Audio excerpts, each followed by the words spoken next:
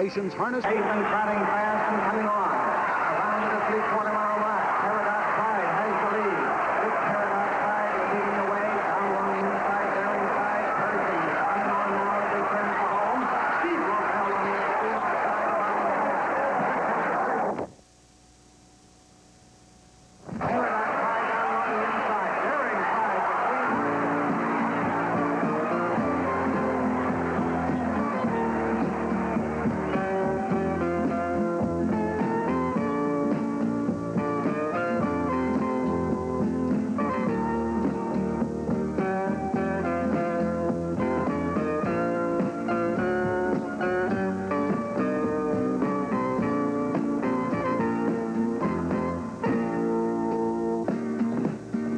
Hi, I'm Don Evans.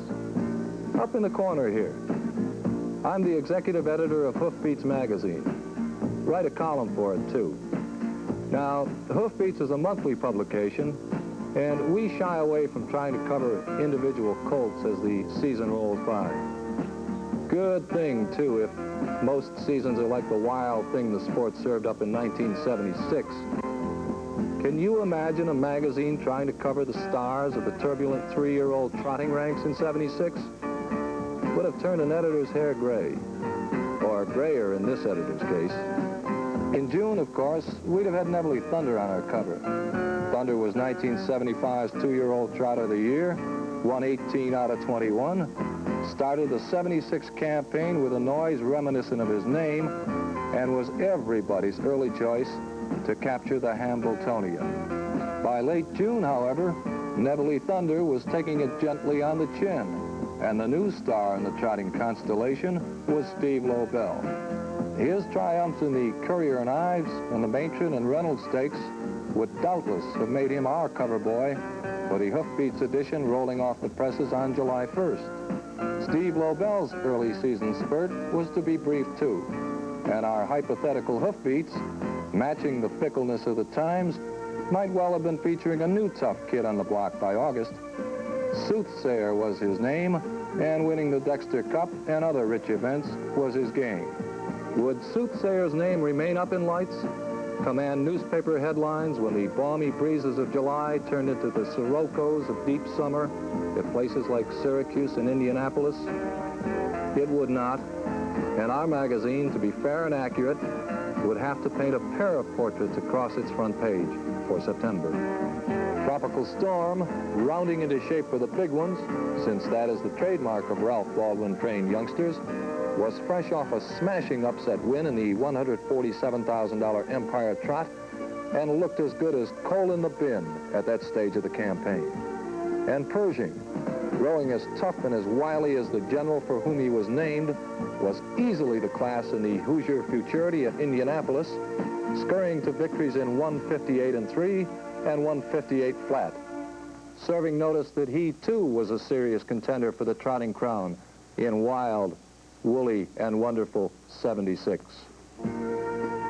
By September 4, when all 5 of our cover boys, plus 13 other pretenders to the throne, had gathered at DuQuoin, Illinois for the 51st edition of the Hambletonian stake, the situation was just about as clear as sludge, as hard and fast as your average marshmallow.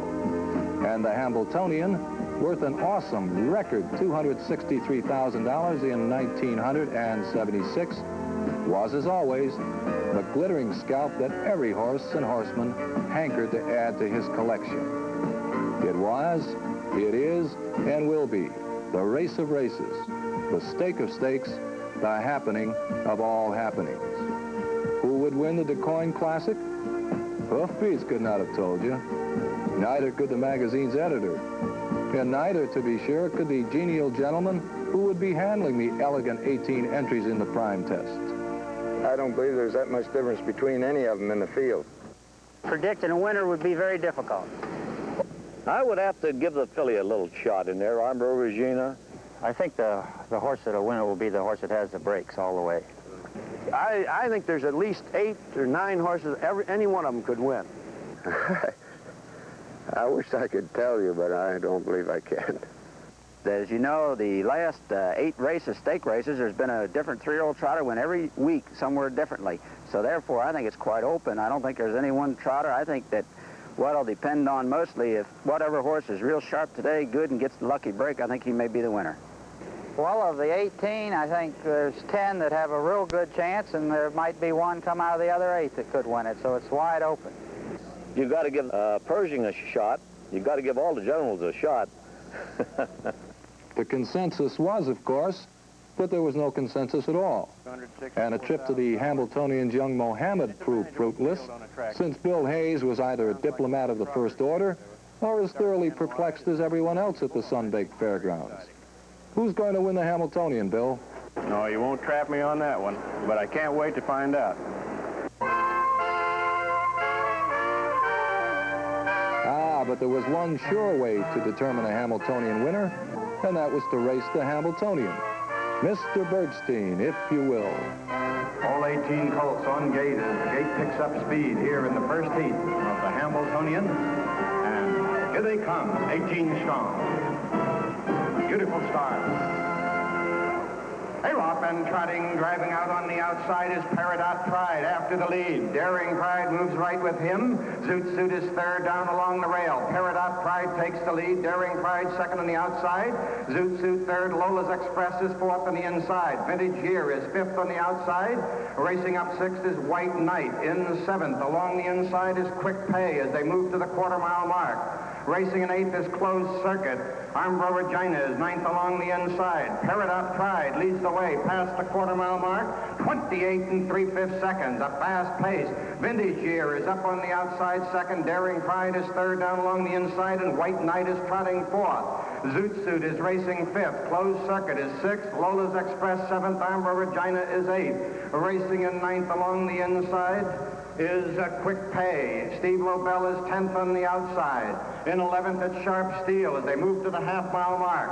That's Peridot Pride leading the way past the half in 58 1/5 seconds. A blazing pace here in the first heat of the Hambletonian. Peridot Pride leads the way. Vintage Year is still second on the outside. Daring Pride is third on the inside.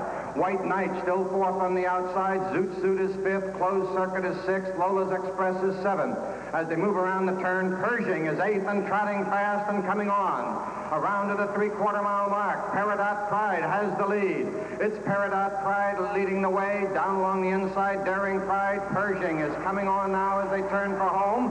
Steve Lobell on the extreme outside, trotting fast. Here comes Pershing, mounting his charge on the outside with Steve Lobell.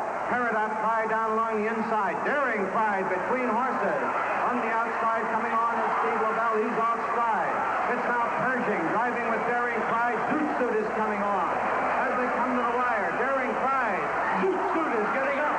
It is Zoot Suit as they come to the wire. And it's Zoot Suit. Daring Pride looks like Pershing here in the first heat of the Hambletonian. The mile in 1 minute 58 1/5 seconds. And we have a great classic underway. Zoot Suit? Like in peg pants and long watch chains? Zoot Suit to be sure. A son of Neville Pride and Glad Rags, driven to victory by Vernon Dancer to the Clearview stables of Connecticut, edging Daring Pride and Pershing in the first heat of the Hambletonian. Where had he been, this trotter named Zoot Suit? Indeed, to the winner's circle only once on the season before starting at DuQuoin. But more importantly, where was he going? To the paddock for a rest, certainly, but possibly on to immortality if he could win another heat of the famed stake. For a pair of heats must be won before the crown and the big cash can descend upon a trotter. But Zoot Suit was not to win the second heat. That pleasure, that honor, would fall to a horse who had lost a shoe in the first dash and would suffer a slashed leg in another. Hayrock and Trotting, Tropical Storm on the outside. Peridot Pride is off stride. Tropical Storm going after the lead. Daring Pride gets the lead down along the inside. Quick Pay second. Tropical Storm is third. Zoot Suit is fourth down along the inside. Pershing is fifth on the outside. Racing sixth is Seafood Omoette. In seventh is Closed Circuit. Vintage Year is eighth on the inside. Racing in ninth is Aladdin Hill on the outside as they go to the quarter-mile mark. Driving goes Quick Pay to get the lead past the quarter in 28 seconds flat. Tropical Storm on the outside is second, racing third, Daring Pride. Tropical Storm thundering. The second heat would become the property of Steve Lobell, with a world record-matching 156 and 2 mile, and with Armbro Regina second and Quick Pay third. While the second match on the hot afternoon resulted in a happy decision for the Billy Haughton steered son of Speedy Count, it resulted in tragedy for another great horse in the field. Neville Thunder, the first of the prospective champions to have their likenesses on the cover of the mythical Hoofbeats editions, had broken a bone in his left front leg and would have to call it a day, a season, and a career. The U.S. Trotting Association's camera, following the field every step of the way, permits the viewer to witness the precise instant that Thunder takes the tragic step that ends his racing life and sends him on to a stallion career at Pine Hollow Stud Farm in New York. Outside, 127 for 3/4, and it's Lola's Express thundering up now after the lead. Down along the inside, coming up now is Lola's Express and Quick Pay as they drive down through the lane, and Steve Lobell coming down through the lane, leading the way. That's Steve Lobell. Steve Lobell draws out by 3, and Steve Lobell, Armbro Regina up on the outside, and Quick Pay in a photo for third with Pershing. The Hambletonian goes to a third heat as Steve Lobell wins in 156 and 2, equaling the record. Irony of ironies, it marked the second year in a row that Stanley Dancer had lost a magnificent trotter at the peak of the season. In 1975, Bonefish had preened in victory lane after a heroic victory in the Hambletonian, then ruptured a blood vessel in his throat the next time he went to post in a race at Detroit. Now Neville Thunder, like Bonefish before him, would compete no more. Stanley Dancer, too, was through, but only for the day. Zoot Suit from his stable was still in strong contention, but Stanley was not about to grab the lines from brother Vernon. Vernon Dancer had started the afternoon as Zoot Suit's driver. Vernon Dancer would finish the afternoon as Zoot Suit's driver. With 15 sound and healthy survivors of the second Hambletonian dash enjoying some rest and recuperation, Maestro Bill Hayes and his DuQuoin denizens were not about to permit the near-record crowd to become bored. During the rare quiet moments on the track, the show shifted to the infield lake, and quite a show it was.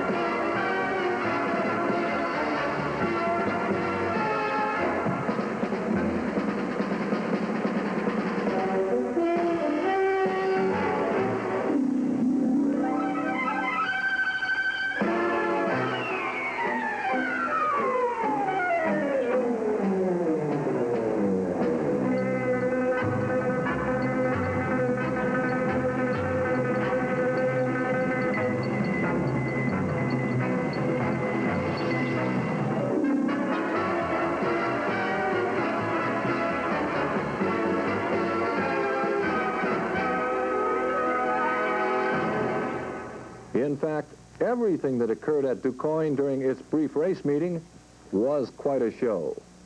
Folks who had arrived on Friday had been treated to a look at the Cinderella horse of the year, maybe the Cinderella horse of all years, the lean and lanky laureate of the 2-year-old trotting class, Jodevin.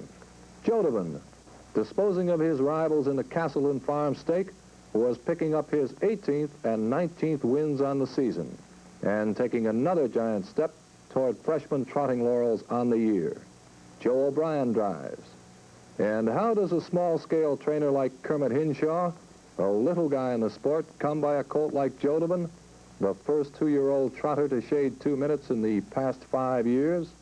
I understand that he'd been through the Yonkers sale for $5,700, and the lady that purchased him had been advised that doubtful he'd stay sound, so she disposed of him here at the Liberty Bell sale, and that was our good fortune. And I was looking for a good trotting yearling that I could afford, and I was Diane was a favorite of mine, and this colt came into the ring, and I thought maybe I'd go to 2,000 or a little better on him, and I got him for 900. Hope continues to spring up eternally in harness racing because of horses like Jodorowsky and horsemen like Colonel Hinshaw, who drove his colt in all but his DuQuoin starts. But that was Friday at DuQuoin. Now we're back to Saturday in the business at hand. The business of settling the 1976 Hambletonian Stake. A third heat. Would there be a third winner, sending the Classic into a fourth heat for the second year in a row? Indeed there would. Number 1 is Zoot Suit with Vernon Dancer driving. Number 2 is Vintage Year with Glenn Garnsey up. 2A is Peridot Pride with Haughton Vollmer. Number 3 is Steve Lobell with Bill Haughton in the sulky.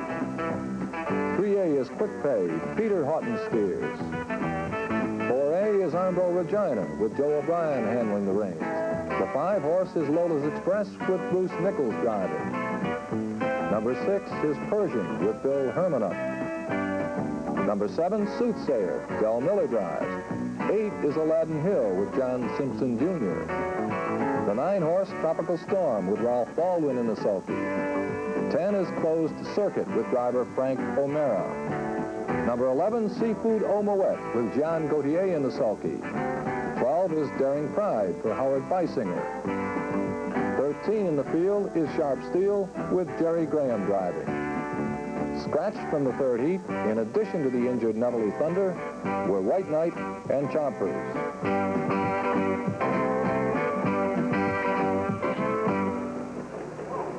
And Trotting, driving out his Zoot Suit after the lead. Vintage Year, Quick Pay down along the inside, and Pershing between horses.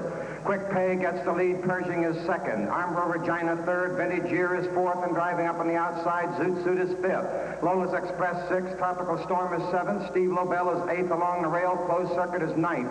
Soothsayer is 10th. Daring Pride is 11th. Seafood Omoet is 12th as they go to the backstretch. Racing in 13th is Aladdin Hill after a quarter of a mile. Then Sharp Steel in 14th, and Peridot Pride is 15th and last. First quarter in 27 3/5 seconds. Quick Pay leads the way down the backstretch. Racing in second is Pershing. Up on the outside, Vintage Year is third. Racing fourth as they go down the backstretch is Armbro Regina. And moving up fifth on the outside goes Lola's Express as they head to the half-mile mark. Quick Pay leads the way into the half. Vintage Year is second, parked on the outside at the half-mile mark. Racing third is Pershing, the half in 57 seconds. Over to the far turn, Quick Pay is still the leader by a length. Pershing is right there in second on the inside. Vintage Year third. Armbro Regina fourth. Lola's Express is fifth. Zoot Suit is racing sixth along the rail. Tropical Storm moves up seventh. And in eighth as they come around the turn is Daring Pride. They move to the three-quarters, and Quick Pay has opened 3.5 lengths on the field. It is Quick Pay with Pershing second, and here comes Armbro Regina out of third and driving on the outside.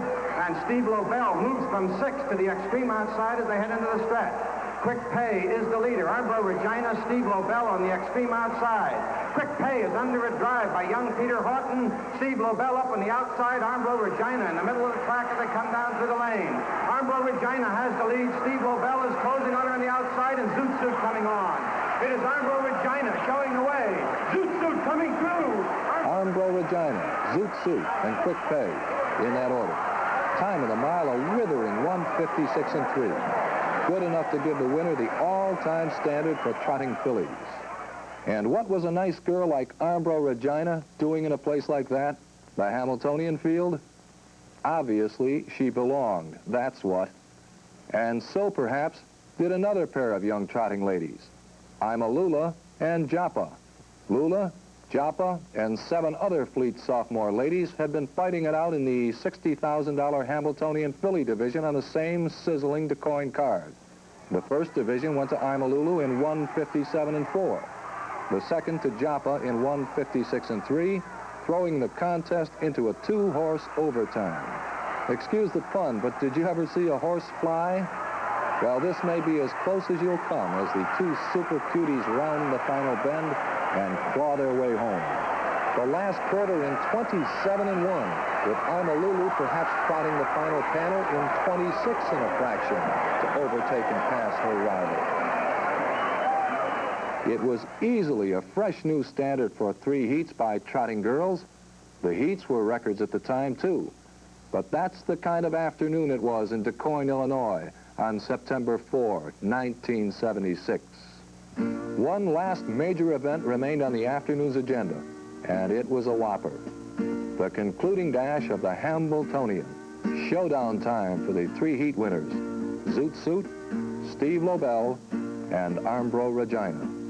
In another classic irony which seemed to haunt classic races, Bill Haughton had wanted to scratch Steve Lobell from the race-off.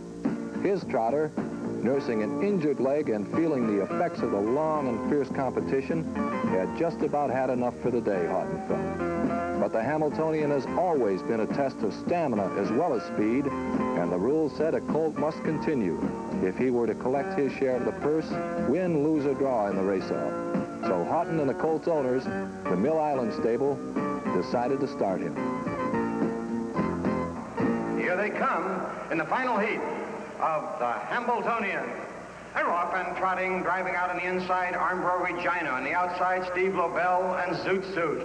The early going was typical of a race-off. A bit of jockeying for position, then a great deal of standing pat. Approaching the last turn, the race was finally on, and the price of trotting suddenly soared. They come to the 3/4, Armbro Regina along the inside, Zoot Suit on the outside, and Steve Lobell now comes to the extreme outside for the drive. 3/4 in 1:34 and 4. The filly and the 2 colts battling it out. Armbro Regina on the inside, Zoot Suit between horses, Steve Lobell on the outside, and a great final charge here in the Hambletonian.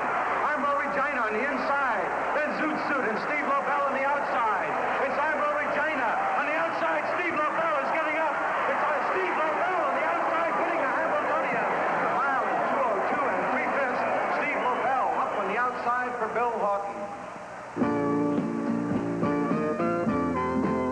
While he may have been injured, may have been weary, Steve Lobell was the winner of the 1976 Hambletonian. Zoot Suit was the runner-up, earning that perch when Armbro Regina was found guilty of drifting out in the stretch. The 2:02 and 3 timing, complete with a concluding quarter in 27 and 4, was the frosting on a 4-heat cake that shattered the old mark for 4 heats divided by trotters of any age.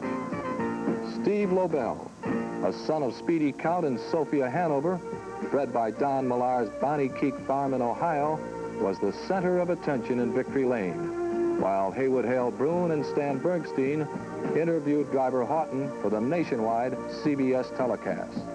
And Steve Lobell was the center of attention hours later, too, when he collapsed in his stall and may have lost his life, but for prompt and devoted action by a flood of Haughton aides and other volunteers. The incident would touch off a storm of controversy. Should stake races like the Hambletonian be changed to 1 or 2 heat affairs? Or should harness racing's heritage, its tradition of combining endurance with speed, be preserved? The controversy would swirl for days, for weeks, for months, but it could not, it would not, and it did not tarnish the magnificent competition.